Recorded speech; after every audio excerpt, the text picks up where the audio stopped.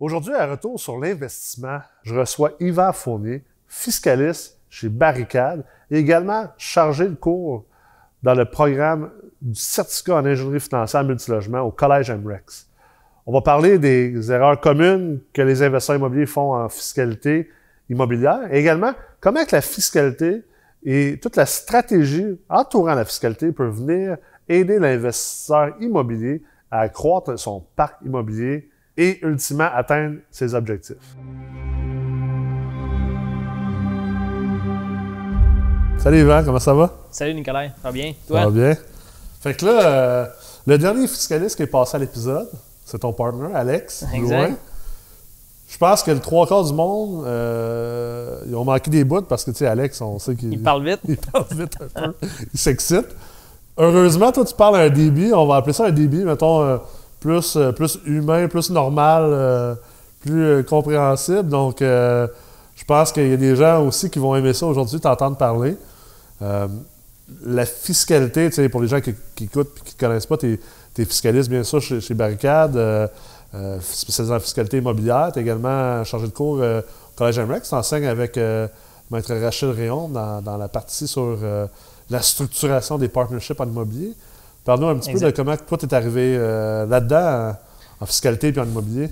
En fiscalité, c'est ça. En fait, baccalauréat ici à l'Université Laval. Puis j'ai fait un bac en finance, puis j'avais des cours de comptabilité et fiscalité. Ouais. Donc c'est là que j'ai développé vraiment mon intérêt pour la fiscalité. Maîtrise à l'Université de Sherbrooke. C'est là que je rencontre une tonne de gens intéressants, puis que vraiment, là, je continue mon attrait pour la fiscalité. Puis ça m'amène dans un bureau comptable, plus ou moins 3 ans et demi. Puis ensuite de ça, opportunité avec des anciens, justement, collègues étudiants à l'école à Sherbrooke, exactement. Ouais. Puis c'est ça, opportunité de se joindre à eux, Alex notamment. Ouais. Puis à partir de là, on développe ça depuis, grosso modo, moi ça fait à peu près 4 ans, un petit peu plus que 4 ans que j'étais avec eux autres. On développe ça un effort de tous les jours.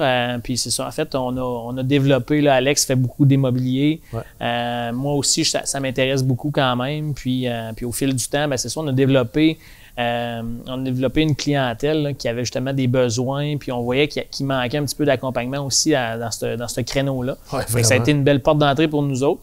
Moi aussi, dans ma vie antérieure, j'ai travaillé pendant 2 ans sur la construction. Fait que le domaine de la construction, tout ça m'a tout intéressé. Construction, immobilier, on s'entend que c'est pas mal relié. Oui, c'est clair, ça va de part. Exact. Fait que, tu sais, c'est ça. C'est un peu mon père, ma famille. J'ai beaucoup de famille qui est dans la construction. Fait que, tu sais, tout ce volet-là m'a tout le temps intéressé. Fait que, de fil en aiguille, on se ramasse puis qu'on fait de la fiscalité immobilière quasiment à 80% de nos semaines. Ouais. Puis, tu sais, on adore ça, on triple là-dedans. Puis, on le sait qu'il y a justement il y a de la plus-value pour nos clients puis pour les investisseurs en général. Tu sais, tu l'as dit justement il y a peut-être quelques minutes, tu sais, en immobilier, surtout en investissement immobilier multilogement, c'était pas le domaine le plus, on va dire, sophistiqué, mettons. C'était un domaine qui était plus un peu sur des coins de table, puis on ramasse un bloc ici, on ramasse un bloc là, puis pas trop de planification, pas trop de stratégie. Comment est-ce que, tu sais, globalement, la fiscalité ou un fiscaliste peut venir aider l'investisseur immobilier multilogement dans son parcours, finalement?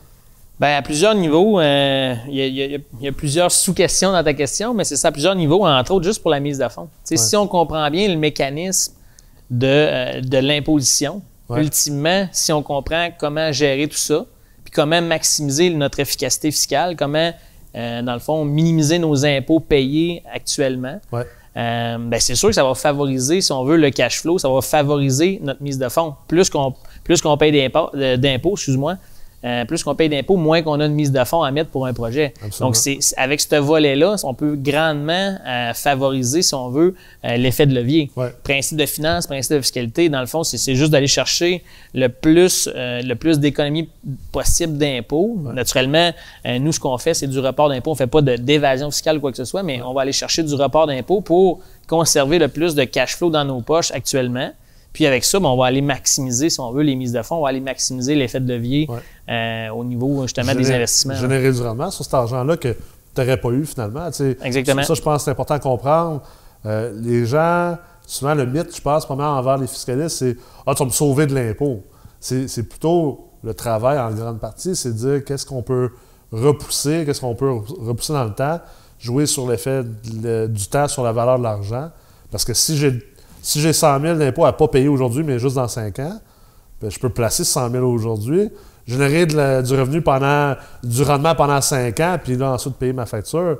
C'est un levier puissant. Exactement. Exactement. Par des mécanismes aussi simples des fois que, exemple, j'ai une compagnie à perte, j'ai une compagnie à profit. Bien, tu sais, peut-être que de regrouper ces deux compagnies-là pour éviter justement pour éviter de payer de l'impôt dans une puis d'avoir des pertes qui sont captives dans une autre compagnie. Ouais. Bien, de regrouper cet ensemble-là ou ces compagnies-là quand c'est possible naturellement. Il y a des raisons légales, il y a des raisons bancaires, d'autres sortes de raisons. Des fois, c'est des raisons d'environnement, etc., etc. Donc, c'est sûr que quand c'est possible de regrouper ça pour aller chercher une efficacité fiscale, bien, effectivement, si on sauve un chèque d'impôt que j'aurais envoyé de X montant, bien, c'est sûr que ça me fait justement là, plus de cash pour investir. C'est clair, c'est clair. Puis, c'est quoi la différence? Parce que je sais que pour nous, c'est simple. On est là-dedans tous les jours. Tu es fiscaliste. Moi, je travaille beaucoup en ingénierie financière, modélisation et tout ça. On est habitué de travailler ensemble, travailler avec des professionnels dans nos différents domaines. Mais pour le commun des mortels ou la personne qui fait juste commencer à investir, c'est quoi la différence entre la fiscalité et la comptabilité? Parce que je sais que pour nous, ça a l'air facile. Je veux dire, je connais la réponse. Mais je suis convaincu qu'il y a du monde en ce moment qui écoute et qui ne doivent pas savoir la réponse. Bien, la grosse différence, c'est sûr qu'en comptabilité, il va y avoir des très bons comptables qui vont aller au-delà de leur exercice de comptabilité puis qui vont faire de la planification, du service conseil, etc. Mais la grosse différence vient justement que comptabilité est beaucoup plus dans le fait de regarder revenus d'entrée. C'est un peu j'aime pas le dire le terme entrée de données. Là. C'est plus qu'un comptable, c'est plus que ça, là, on s'entend. Là. Mais en voulant dire que eux autres vont s'arrêter beaucoup plus à la conformité des chiffres. Puis ils vont présenter, ultimement, c'est pour présenter un état des résultats, un bilan, donc un état financier complet. C'est plus photographique, en fait. Exact. C'est un peu comme s'ils prenaient une photo de la dernière année puis ce qui se passe présentement. Exactement. Le fiscaliste, c'est un peu plus artistique, ça se peut-tu? Bien, effectivement, dans un sens, je me suis jamais considéré comme un gars artistique, là, mais dans un sens, c'est ça, on est beaucoup plus en planification, donc on est beaucoup plus proactif.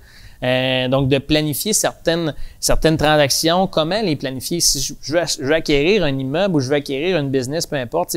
Oui, c'est deux investissements différents, mais le concept demeure un peu le même, dans le sens que comment je fais pour acquérir ça? Est-ce que je l'acquiers au personnel? Est-ce que je l'acquiers via une société de gestion? Est-ce que je vais l'acquérir via une nouvelle société que je vais constituer? Est-ce que je vais créer une société en commandite pour acquérir cet investissement-là? Donc, de planifier ça, c'est là un peu qu'on dépasse justement le rôle du comptable en général, de dire, bien, nous, on est beaucoup plus en planification. Même chose pour une vente. De quelle façon je peux vendre? Est-ce que je vends les actifs? Est-ce que je vends les actions?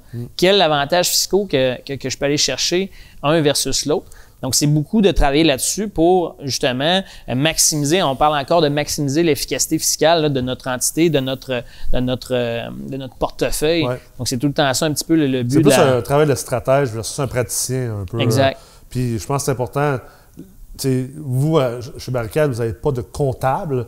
Fait que vous venez travailler avec les comptables, finalement, des investisseurs qui sont des investisseurs clients. Là. Fait que vous travaillez conjointement avec les comptables. Exactement. À l'interne, c'est ça, on a une structure. Là, en fait, on a grosso modo moitié fiscaliste comptable puis moitié fiscaliste gars de finance. Fait que ça fait une dynamique intéressante. Puis nous, on travaille beaucoup en investissement immobilier, donc on travaille beaucoup en finance, donc sur les notions de report, effet de levier, etc.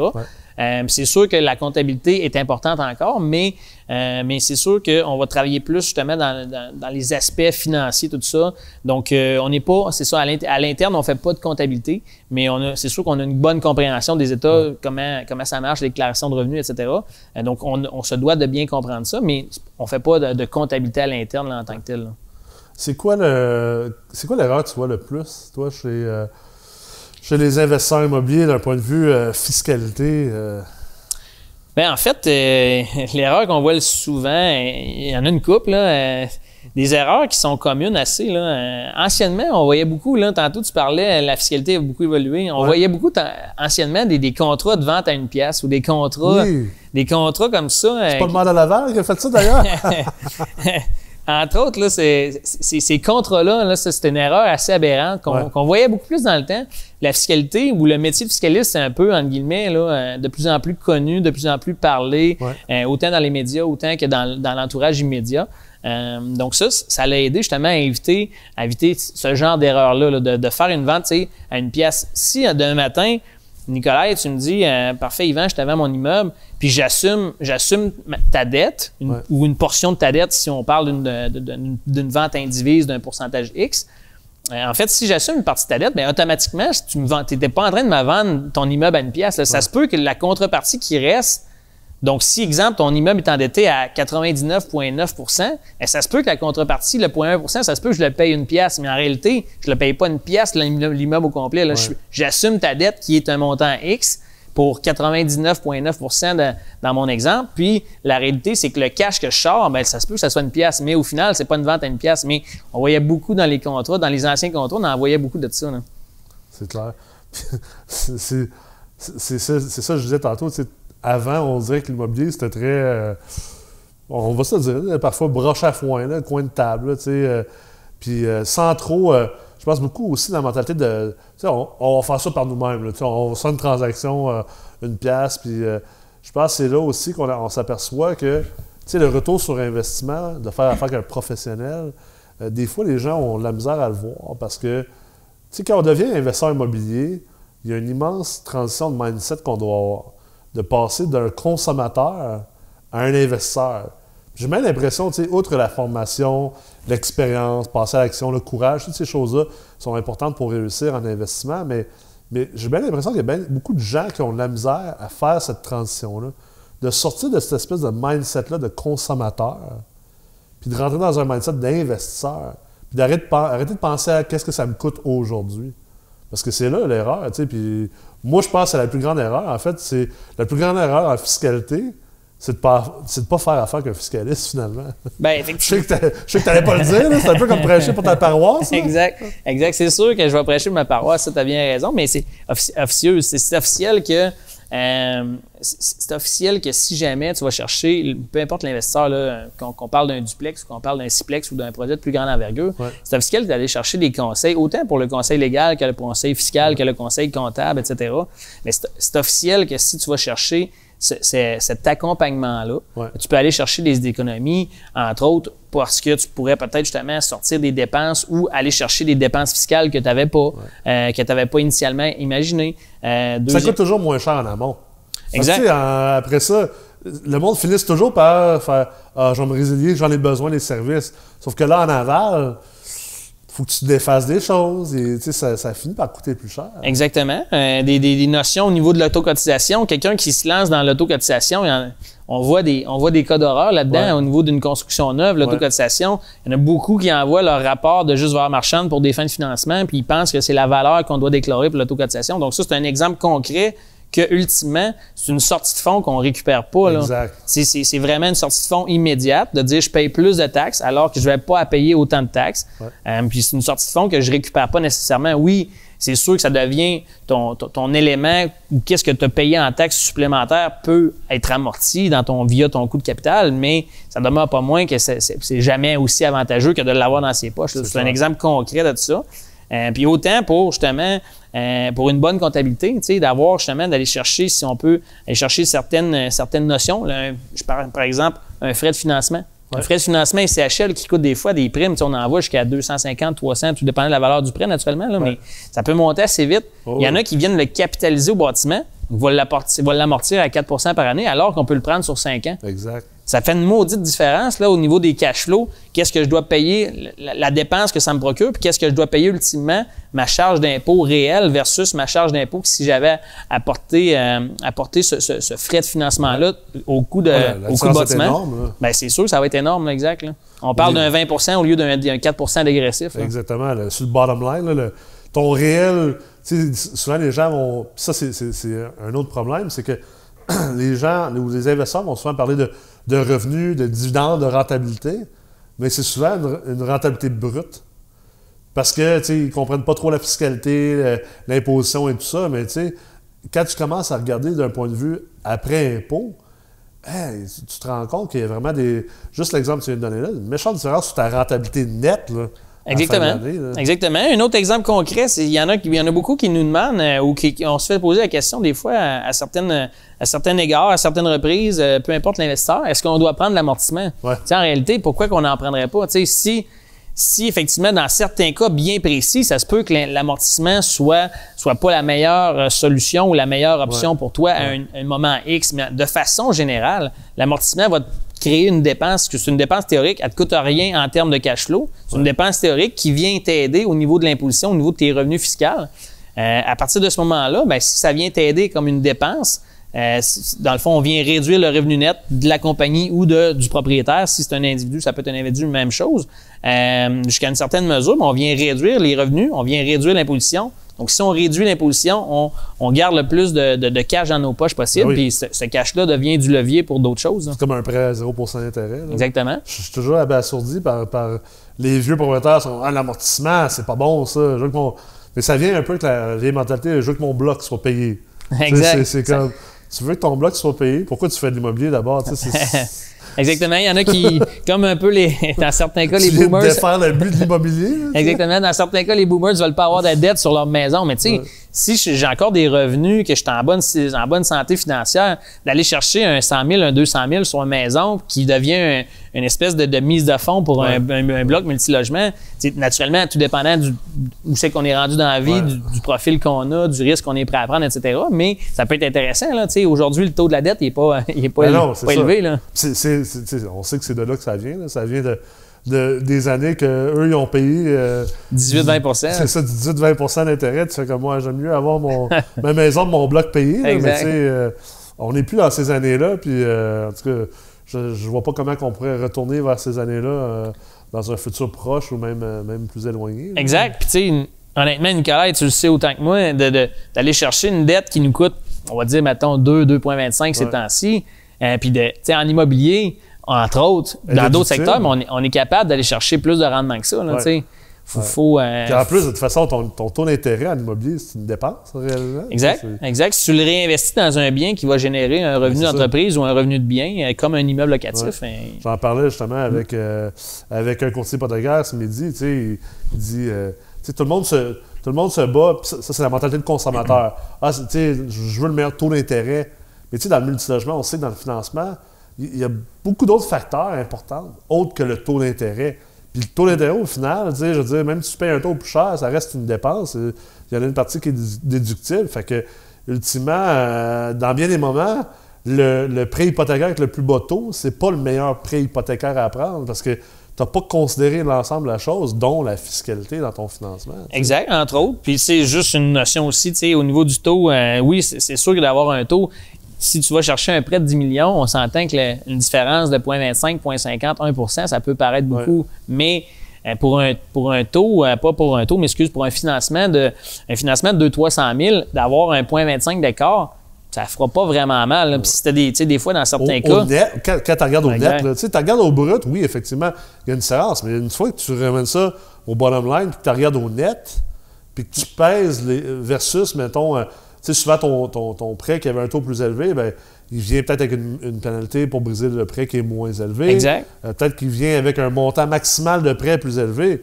Mais comme tu disais tantôt, le concept de finance, fiscalité mise ensemble, je pense que comme investisseur immobilier, il faut que tu aies une bonne compréhension de ces choses-là parce que c'est là que tu es capable de dire « sais-tu quoi, je vais prendre le taux plus élevé parce que j'ai un plus grand prêt, donc j'ai moins d'argent à mettre. » Exact. Donc, mon taux de rendement interne va être meilleur. Toutes mes métriques de retour sur investissement vont être nécessairement meilleures. Mais en plus, je paye un taux d'intérêt un peu plus élevé. Puis au net, pas de grosse différence. Exact. Puis comme tu disais tantôt, l'importance de bien être accompagné, d'être accompagné par des professionnels, compétents, va permettre justement d'aller maximiser un peu ça, d'aller chercher justement une bonne notion des cash flows générés une fois l'impôt payé, tout ça. Donc, après la fiscalité embarquée, d'aller chercher justement, comme tu disais, un bon courtier hypothécaire pour peut-être avoir un taux. Si je sais que ce projet-là, c'est un projet plus de flip, que ce soit un projet unifamilial, que ce soit un projet de multilogement, si je sais que c'est plus un projet de flip, ben tu sais, d'avoir des pénalités qui sont moindres à la sortie lorsque je vais briser mon contrat de financement, mais ça peut être intéressant aussi. Donc, la différence de taux dans un cas comme ça, peut-être pas l'élément à regarder, mais plus un peu mes conditions de sortie, etc. je vais te poser une question qui est quand même... Je sais que c'est une question qui est probablement difficile à répondre, puis on ne te mettra pas de note sur la réponse, inquiète-toi pas, mais, tu sais, on parle souvent de faire des bons professionnels. C'est important, puis moi, j'en parle constamment, de faire des professionnels, puis de faire des bons professionnels. Mais ça prend quand même un certain discernement pour être capable de faire des bons professionnels, parce que, tu sais, des fiscalistes, il y en a plein, des courtiers immobiliers, il y en a plein, des avocats, il y en a plein. Mais tu sais, c'est pas parce que tu as le titre d'avocat et que tu es membre du barreau que ça veut dire que nécessairement tu es un bon avocat. C'est pas parce que tu as le titre, pas parce que tu es fiscaliste que tu es nécessairement un bon fiscaliste. Comment est-ce qu'un investisseur immobilier peut avoir le discernement entre un bon professionnel ou pas? Exemple en fiscalité, y a-t-il des questions qu'il peut poser? Y a-t-il des indices? Bien, c'est sûr que d'avoir... la question, effectivement, n'est pas facile, mais de sortir des fois... La fiscalité, c'est une chose. Ouais. Puis aussi, le fiscaliste, oui, c'est sûr qu'on va avoir, si on veut, la loi de l'impôt à jongler avec ça. Mais d'avoir un fiscaliste qui est capable de déborder au-delà de juste la notion de fiscalité, ouais. Ça peut être intéressant. Ça peut être intéressant de dire, bien ça, si justement, tu es capable de déborder avec ton fiscaliste des notions bancaires, des notions au niveau du droit notarial, au niveau des conventions d'actionnaires, bien si le fiscaliste est à l'aise de parler avec tout ça, parce que nous, c'est un peu ça notre rôle en tant que fiscaliste. Ouais. Dans plusieurs dossiers d'accompagnement qu'on fait, nous, on n'est pas en conformité fiscale, on est beaucoup en planification, en réorganisation, en achat-vente. Donc, on devient un peu le chef d'orchestre, là, si on veut. Donc, ouais. on vient guider. Oui, exact, un corps arrière. J'allais dire un peu dans le domaine de la construction, je le vois un peu, moi, comme un architecte, dans le sens qu'on vient faire un plan de transaction qui va servir aux différents intervenants au cours du processus. Donc, mon plan de transaction, ce qu'on appelle souvent le mémo fiscal, va servir pour le banquier, va servir pour le comptable, pour le notaire, pour l'avocat, va servir pour le conseiller financier lorsqu'on parle d'assurance de personnes, etc., etc. Donc, ça devient un plan de match, un plan de transaction qui devient multifonctionnel avec les différents intervenants auxquels on gravite. Là. Fait que d'avoir un fiscaliste qui est capable d'aborder tous ces sujets-là, qui a une bonne maîtrise de ces sujets-là, bien, c'est un bon indice là, que ça peut être quelqu'un de compétent. Là. Deuxième chose, c'est qu'aussi, le fiscaliste qui est capable de bien vulgariser toutes ces affaires-là, tous ces termes-là, ce langage-là fiscal, de bien le vulgariser aux consommateurs, aux clients, à l'investisseur, ça peut être intéressant aussi.